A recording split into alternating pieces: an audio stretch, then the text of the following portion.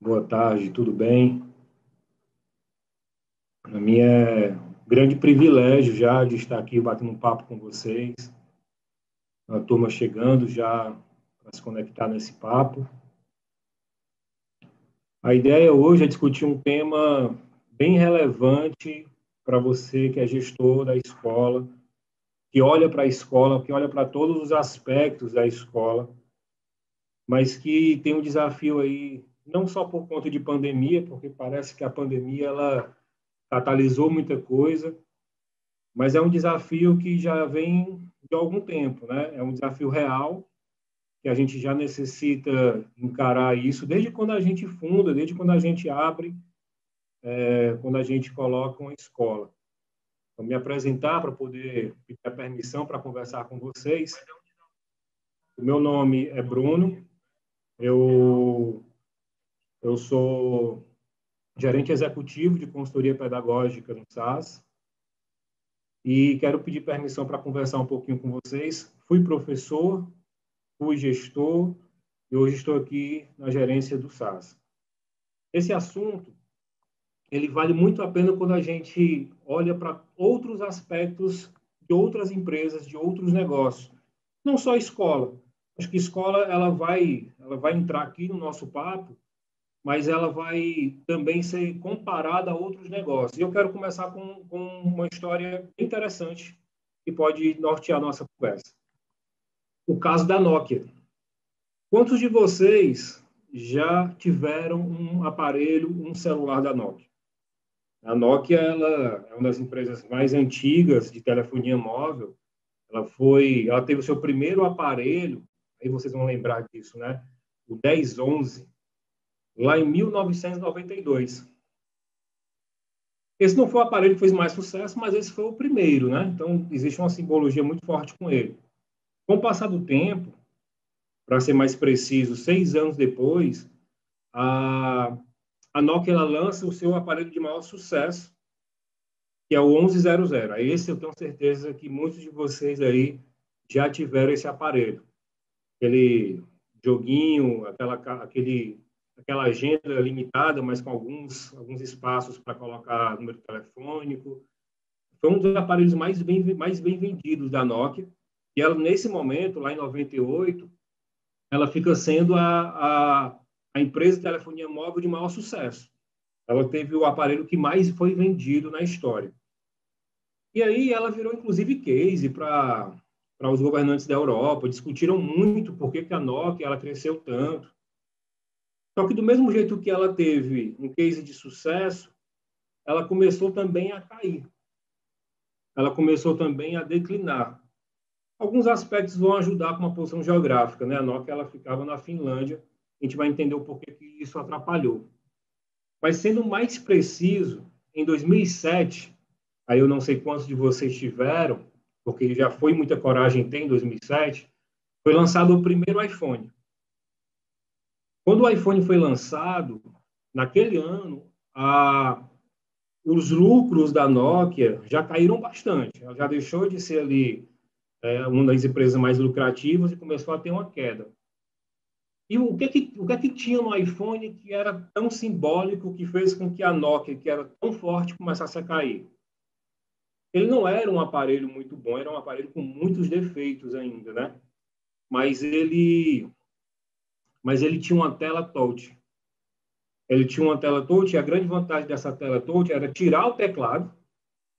Era comum antigamente aquele celular com um monte de botões, né? Aquele celular com teclados. Então ela tirou o teclado e deixou a sua tela maior. Essa jogada de deixar a tela maior, ela foi muito porque o seu fundador, idealizador, ele conseguia pensar que nos próximos anos, ou bem próximo dali, a internet ia ter um boom. Então, ia ter um crescimento muito forte do uso da internet. Então, quanto maior a tela, melhor seria para essa navegação. Então, a partir dali, começou um declínio da Nokia. Aí você fica aí agora assim, entendi o que aconteceu com a Nokia, mas eu quero saber o que é que isso tem a ver com a escola. Existem algumas lições que a gente aprende com a Nokia que a gente pode trazer para a escola. Por exemplo, o que é que faltou à Nokia? Faltou atenção ao mercado. Ela não teve a atenção devida ao mercado dela. Ela não deu a atenção devida ao mercado dela. Quando ela percebeu que o iPhone vinha lá sem o teclado, ela simplesmente ignorou aquilo ali. Quando ela percebeu que a internet vinha chegando com mais força, ela simplesmente também não se preocupou com aquilo ali, porque ela achava que ela fazia tudo muito certo. Ela não tinha como pensar, não era fácil para a Nokia pensar diferente, porque ela era a primeiro lugar. Então, ela se preocupou em se manter no mercado. Eu vou me manter no mercado do jeito que eu estou fazendo aqui. Do jeito que eu estou fazendo está dando certo, eu sou o primeiro. Só que aí o mercado sinalizava para outra coisa. Existiam sinais, como a questão da internet, como a questão do retirar do teclado para ficar um pouco mais fácil mexer no aparelho. E a escola, se a gente parar para analisar, existem algumas coisas também. Como, por exemplo, nunca a gente teve tanto a necessidade como agora de ouvir os nossos alunos. Óbvio que essa necessidade ela sempre foi real, mas agora a gente precisa ouvir muito mais, não ficar com aquela mentalidade de eu sempre fiz isso, eu quero me manter no mercado. Não, vamos entender o que, é que o aluno está pedindo. Vamos entender o que é que os pais estão falando. O gestor precisa entender o que é que os professores estão comunicando. Então, essa comunicação, que é uma outra lição que a gente vai já falar dela, essa atenção ao mercado, atenção ao cliente, vai fazer uma diferença muito grande no teu negócio. Outra coisa que faz muita diferença é você observar as leis, as normas. Lembra que a pauta ela fala do referencial estratégico com relação ao ensino médio. Mas ela podia falar em relação a todos os outros segmentos. Porque a BNCC, por exemplo, ela já é para você estar com ela aplicada na sua escola, e se você não ficou atento às normativas, às leis, ao que vem ser colocado para que a escola possa executar, você está ficando para trás. E aqui eu não estou falando em ser o primeiro. Estou falando em você ter consistência e estar entregando aquilo que o mercado, as leis, o cliente está pedindo. Esse foi um grande erro que a Nokia cometeu em não cuidar disso, e a gente precisa ficar muito atento a esses sinais. Olhar para o futuro é aquela questão de olhar exatamente para a internet. Se ela não olhou para o futuro, se ela não conseguiu ter uma antivisão, é óbvio que ela foi prejudicada. E é óbvio que ela vai entrar em ruína. A escola é do mesmo jeito. Vamos lá. Em setembro de 2019, nós já tínhamos sinais que o coronavírus estava ali matando pessoas na China. 2020 começa e a gente ainda acha que o coronavírus não ia chegar no Brasil. A gente, inclusive, teve carnaval. Será que a gente não prestou atenção nos sinais? Será que quando os primeiros sinais apareceram, nós já não deveríamos ter conversado com as famílias, trazido os professores, né? Chegado mais perto dos docentes, dos professores, chegado mais perto da equipe de tecnologia, ter provocado algum tipo de formação, que é um outro ponto que está em seguida para a gente. A gente precisa ter uma cultura de aprendizagem.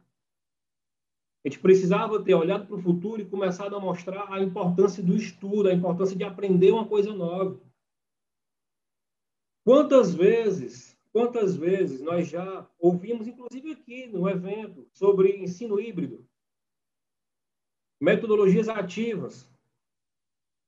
Se você não está aqui, ou se você não participou de nenhuma pauta dessa, ou se você, durante todo esse tempo de ensino híbrido, você não ficou atento a essas metodologias, a cultura de aprendizagem é algo que você está ignorando, que não tem isso na escrita, não tem isso claro dentro da tua instituição.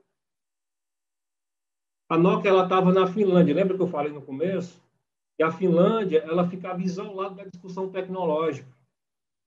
A mesma coisa pode acontecer com a escola, se ela quiser ficar isolada das discussões das novas metodologias. A gente está discutindo muito forte hoje BNCC, e uma das coisas que vão ajudar bastante, ou que vai ajudar bastante na prática da BNCC, é um planejamento reverso. Quantos de nós estamos estudando isso?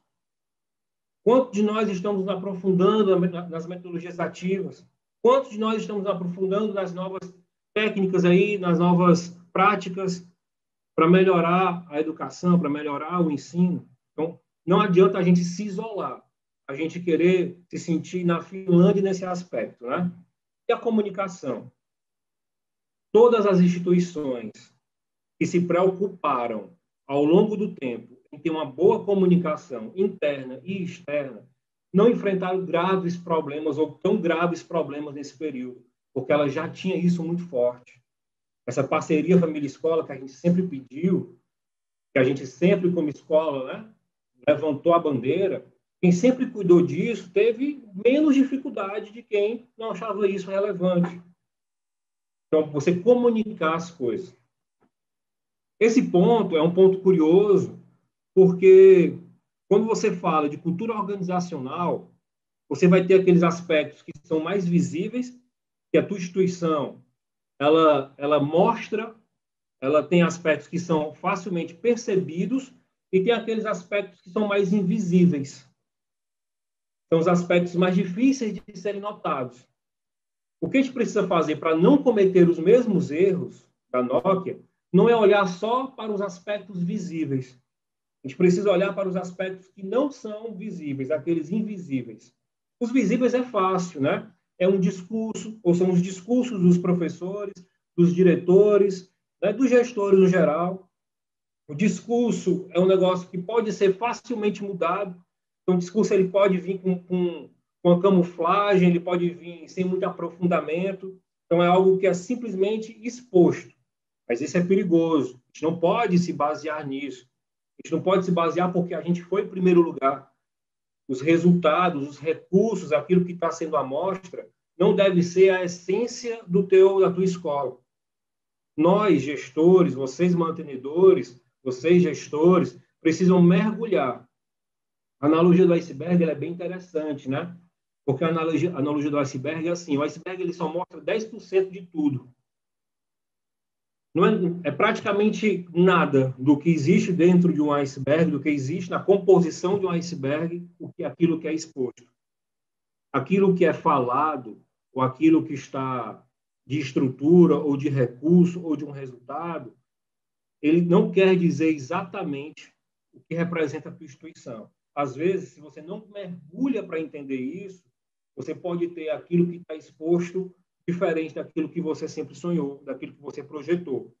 E o que é que tem que estar, o que é que você tem que aprofundar, no que é que você tem que mergulhar para conhecer e para discutir e para trazer isso à tona. São os recursos invisíveis, os aspectos invisíveis, perdão, que é o referencial estratégico. Acredito que todos vocês que estão aí, ouvindo, assistindo, têm na sua escola o referencial estratégico. E eu não estou falando ainda do currículo, eu não estou falando aqui exatamente do PPP, eu estou falando do referencial estratégico mesmo. O que é esse referencial? É a sua missão, a sua visão e os seus valores. Isso é chamado de referencial estratégico. É a partir disso que você vai ter uma cultura organizacional. E se você valoriza esse referencial estratégico, se você coloca uma discussão em cima desse referencial estratégico, muito provavelmente aquilo que está submerso, aqueles 90% do iceberg, quando você mergulhar e for conhecer, você vai perceber muita coisa valiosa que pode ser construída ali para ser exposta. Então, a missão e a visão e os valores precisam ser discutidos, precisam ser bem montados e precisam ser, obviamente, comunicados para toda a comunidade. E o que é que eu fiz aqui para a gente entender essa discussão? Eu separei em 3 partes, vou falar um pouco sobre esses 3 pontos e vou entrar em como isso vai para a sala de aula. Olha só, o que é uma missão? Eu trouxe aqui um exemplo de missão para a gente só ter como um modelo, tá? Isso aqui é uma missão que eu criei simplesmente para exemplificar. Mas quando você pensa em missão, que é o teu propósito de existir. Por que que você existe? O que é que faz? O que é tão relevante que a tua empresa existe, faz a tua empresa existir? Não é o teu negócio. Não é o teu negócio. Eu vou dar um exemplo para vocês. Qual é a missão da Disney? Se não me engano, é alegrar as pessoas, é trazer alegrias para as pessoas. Esse é o negócio da Disney? Não.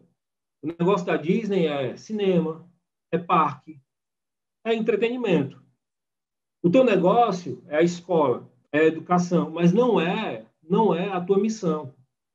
A tua missão é o porquê você existe, é o seu papel na sociedade.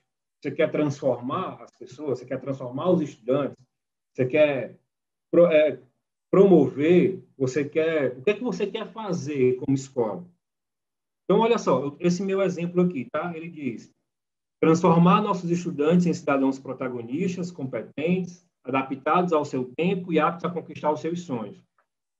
É isso, é por isso que eu existo. Porque eu, como escola, se eu tenho essa missão, tem que ficar muito claro, não só para mim, como fundador, como mantenedor ou como o diretor, mas tem que ficar claro para todas as pessoas, para a senhora da limpeza, para o senhor da limpeza, para o senhor da portaria, para a senhora da secretaria, para o senhor do corredor, o fiscal, o professor, o pai, o aluno. Todo mundo precisa entender por que que eu existo. Inclusive, na hora de matricular o filho, o pai precisa saber o porquê daquela instituição existir. Essa é a importância. Muitas empresas, muitas escolas, elas sabem o que elas fazem, elas sabem como elas fazem, mas poucas delas sabem por que elas fazem. Então, o porquê é feito, o porquê você existe, precisa ser a sua missão. E você precisa dizer isso, porque, olha só, se eu tenho, se eu tenho como missão transformar os nossos estudantes em cidadãos protagonistas, eu não vou ficar em toda a aula, isso é um processo, né? Também não vai ser um milagre, é um processo. Eu não vou ficar em toda a aula preocupado se o menino está chegando mais cedo e copiando a tarefa do outro. Eu vou simplesmente combater isso, não eu só como diretor, mas toda a minha comunidade em diversos exemplos, porque é isso que eu quero, é fazer com que ele seja protagonista, para que ele se desenvolva autônomo, para que ele seja competente e para que ele conquiste aquilo que ele sonha. Não é, muito provavelmente, simplesmente ser o primeiro lugar em algum curso, mas é entrar em alguma universidade. Talvez seja esse o sonho dele. Eu vou focar, vou ter a importância, a relevância dos conteúdos, sim, mas eu quero olhar também o lado do cidadão competente. Se eu tenho isso na minha missão, por exemplo, eu sou praticamente obrigado a conhecer o Bernardo Toro, que diz lá o que é que precisa para ser competente no século. Então, como é que eu tenho na minha missão que eu sou competente e isso não é discutido? Aqueles pontos lá de Bernardo Toro não são discutidos dentro da minha escola. É isso. O referencial estratégico, ele vai dizer exatamente o que é que eu preciso fazer. Ele vai me causar uma cultura organizacional, e a cultura é aquilo que as pessoas conversam. Tu, como diretor, não pode cobrar que o teu professor desenvolva competência nos teus alunos se você não fala sobre isso. Se você não fez com que o desenvolvimento de competência que está na tua missão seja uma verdade conversada entre eles. É isso que você precisa provocar. É por isso que o referencial estratégico, ele de fato precisa ser bem discutido, bem elaborado e colocado isso para ser falado. Eu trouxe outro exemplo agora para a visão. O que é a visão? Tem gente que diz assim: eu quero ser a melhor do Brasil. E você hoje, em resultado, se o seu foco for resultado, é a posição 53ª. Aí tu disse que quer ser a primeira no Brasil. Tu não é a primeira na tua região, tu não é a primeira no teu estado, mas tu quer já ser a primeira do Brasil. Isso parece ser um pouco distante.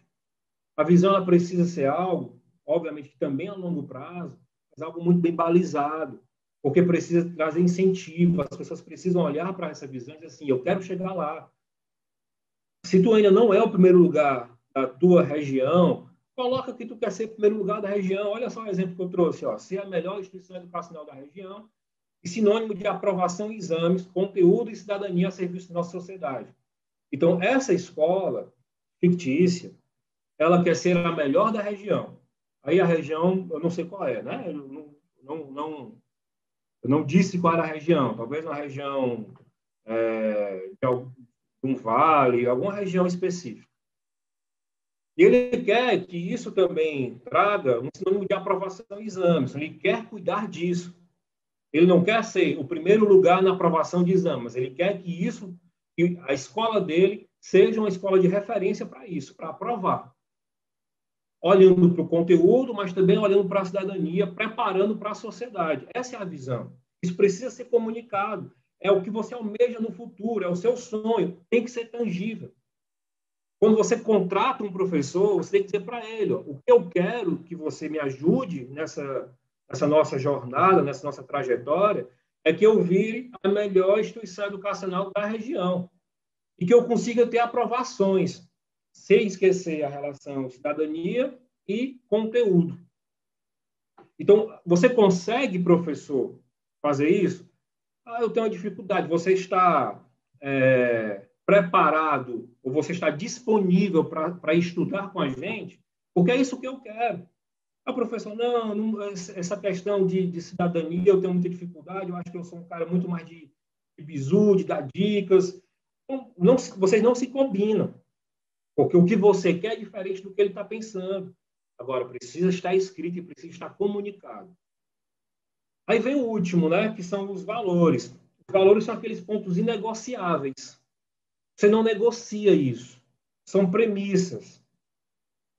São regras que vão te ajudar a cumprir a tua missão e a atingir a tua visão. Eu trouxe aqui um exemplo, né? Valores, total interesse e escuta na relação com a comunidade escolar. Essa instituição, ela é uma instituição que escuta, que se comunica com a comunidade. Então, isso é um valor dela, isso vai ajudá-la a chegar na missão, isso vai ajudá-la a chegar na visão. Uma escola dessa, uma instituição dessa, ela não pode proibir o pai de conversar com o diretor.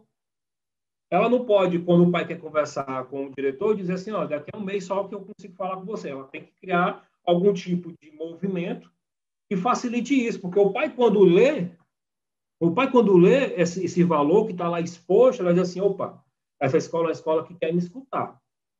Então eu vou ter espaço para fazer discussões. Isso é relevante. Outro valor dela, comprometimento em buscar todos os dias a excelência na prestação de nossos serviços em busca dos melhores resultados. Se eu coloco isso, eu estou automaticamente dizendo que eu busco cada vez ser melhor. Eu estou dizendo para a minha comunidade que eu capacito os meus profissionais, que eu acompanho isso, que aquilo que eu prometo na hora que ele matricula o filho dele é aquilo que eu vou cumprir quando o filho dele sair da minha instituição. Então, diz muita coisa. Lembra que eu quero ser sinônimo de aprovação? Então, eu tenho que trazer uma formação, eu tenho que cuidar dos meus professores para que eles sejam capazes de ajudar nisso. E ele coloca confiança em Deus, fé e ação. Muito provavelmente aqui é uma escola que também é confessional e que, por exemplo, para ela, essa é uma premissa. Ela não quer abrir mão disso. Ela quer, em algum momento, trazer esse tipo de discussão.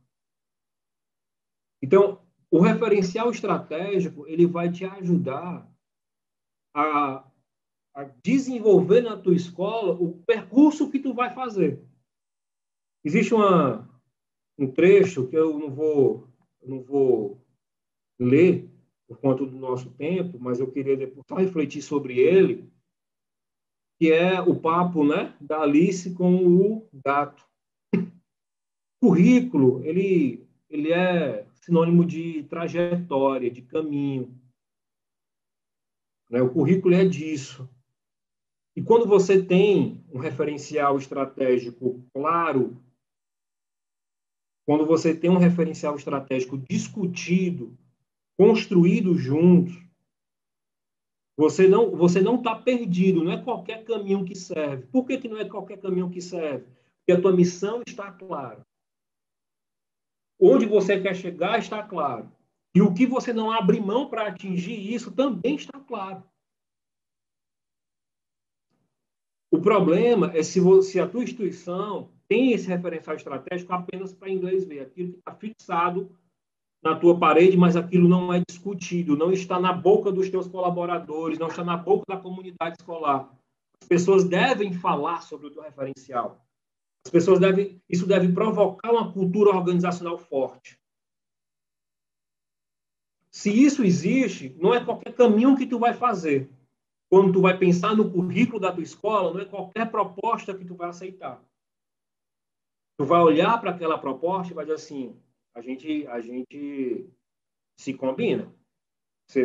É exatamente isso aqui que eu quero, exatamente esse caminho que eu quero, exatamente esse percurso que eu desenvolvi aqui que eu quero, que vai me ajudar a atingir a minha missão e a chegar na minha visão.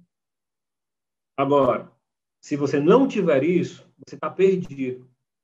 Se você não tiver isso, você muito provavelmente vai ficar à mercê de um coordenador que vai chegar na tua escola, que não tem nenhum tipo de alinhamento contigo, ou que você ou chega cheio de vícios de outras instituições, ou um professor que dá aula em 10 lugares e ele simplesmente vai repetir aquilo que ele faz em uma das escolas, onde aquela escola tem uma cultura mais forte.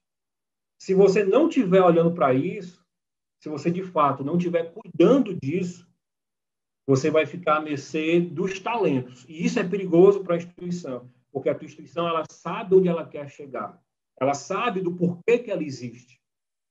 Então, um professor, um coordenador, um pai, um aluno, quando vai na tua escola, eles precisam reconhecer. Essa escola, ela está aqui porque ela tem esse objetivo. E ela quer chegar nesse lugar. E a partir desses valores. Isso ajuda em toda a discussão. Tu tem lá dentro do teu referencial que tu é uma escola solidária. Tu vai fazer um movimento agora nos períodos de São João, nas festas juninas, para arrecadar recursos, alimento, dinheiro. A comunidade ela já sabe, porque está dito que tu faz isso. Está dito lá naqueles 90% do iceberg. E vai ficar nos 10% no dia do evento do São João. Ou um drive-thru, né? Um drive-in, quer dizer que agora está virando moda. Então, é isso que acontece. Aí você vem para o currículo. O currículo, ele é o quê? Ele é o percurso, ele é a trajetória, é o teu caminho. Se tu tem discutido isso e está claro esses pontos lá da tua referencial, o teu professor, quando for discutir a parte da formação geral básica, ele vai sempre nas aulas dele trazer esse tipo de ponto.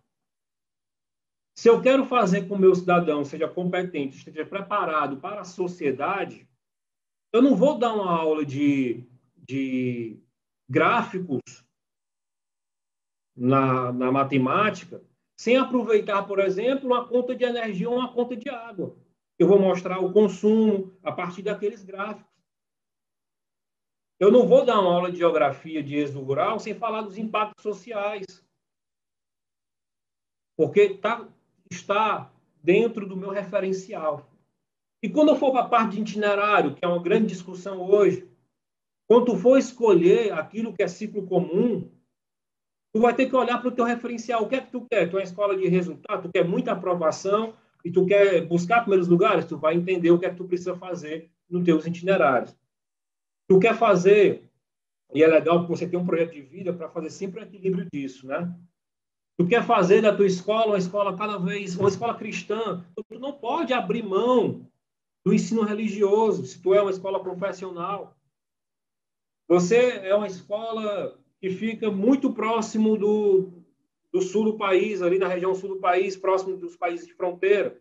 Muito provavelmente, no teu ciclo comum, tu vai ter que colocar o espanhol, que vai te ajudar nessa relação cidadã ali na tua sociedade, na relação com a tua sociedade. Tu não pode tirar filosofia e sociologia se tu tem como bandeira principal no teu referencial estratégico a questão da ética, da formação. Então, é exatamente para isso. É você olhar para aquilo que você construiu, muito provavelmente, com outras pessoas, fazer com que essas pessoas entendam isso, percebam a importância disso.